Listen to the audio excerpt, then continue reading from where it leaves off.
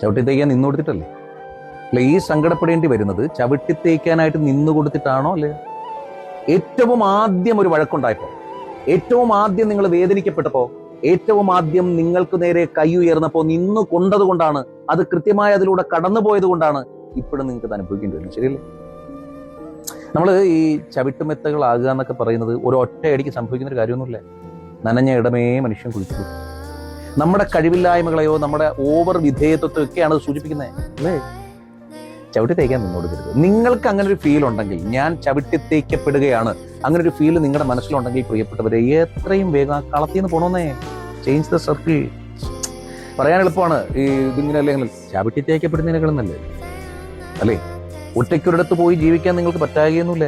ആരാ പറഞ്ഞാൽ നിങ്ങൾ അതൊക്കെ നിങ്ങളെ കണ്ടീഷൻ ചെയ്ത് വെച്ചേക്കാണ്. ഒറ്റയ്ക്ക് കുഞ്ഞുങ്ങളുമായിട്ട് അങ്ങനെ പോയി ജീവിക്കും, കുഞ്ഞുങ്ങളുമായിട്ടും പോയി ജീവിക്കാം.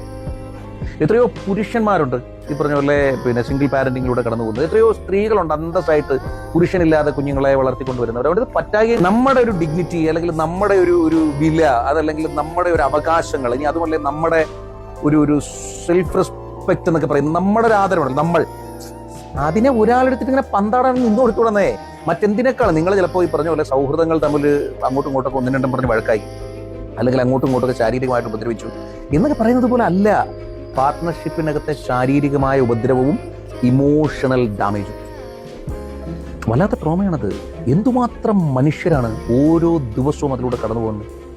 ഈ മേൽക്കോയ്മ എന്നൊക്കെ പറയുന്ന ഇടയ്ക്കൊക്കെ ഭയങ്കര വിഷയമായിട്ടുള്ള സാധനമായിരുന്നു. ആൺമേൽക്കോയ്മ, ചില വീടുകളിൽ പെൺമേൽക്കോയ്മ. മേൽക്കോയ്മ എന്ന് പറഞ്ഞാൽ തന്നെ പ്രശ്നമാണ്.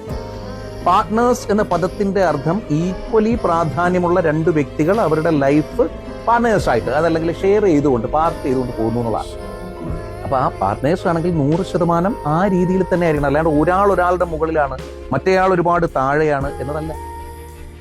നിങ്ങൾ ചെയ്യേണ്ടത്, ഇതിപ്പോൾ ആദ്യം അങ്ങനെ ഈ പറഞ്ഞ ഒരു സാഹചര്യം ഉണ്ടായപ്പോൾ നിങ്ങൾ തന്നെ താഴ്ന്നു കൊടുത്തു, അവിടെ നിന്ന് ഇങ്ങോട്ടാണ് തുടങ്ങിയെന്നുള്ള ഞാൻ പറഞ്ഞപ്പോഴാണ് നിങ്ങൾ ശ്രദ്ധിക്കുക. ഇനി അങ്ങോട്ടെങ്കിലും തിരിച്ച് ഡിഫെൻഡ് ചെയ്യൂ. നിങ്ങളുടെ ആത്മാവിന് നേരെ വരുന്നൊരു കയ്യെ, നിങ്ങളുടെ ദേഹത്തിന് നേരെ വരുന്നൊരു കയ്യെ തടഞ്ഞു നിർത്താനുള്ള ശേഷി ഉണ്ടാകും. തിരിച്ചു ചോദ്യം ചെയ്യുന്നിടം മുതൽ ഈ മേൽക്കോയ്മകളൊക്കെയും ഒടുങ്ങും. ദേഹത്ത് കൈവിനൂടാ, ആത്മാഭിമാനത്തിനെ മുറിച്ചും കൂടാ, ചവിട്ടി തേക്കാനായിട്ട് നിന്നും കൂടാ.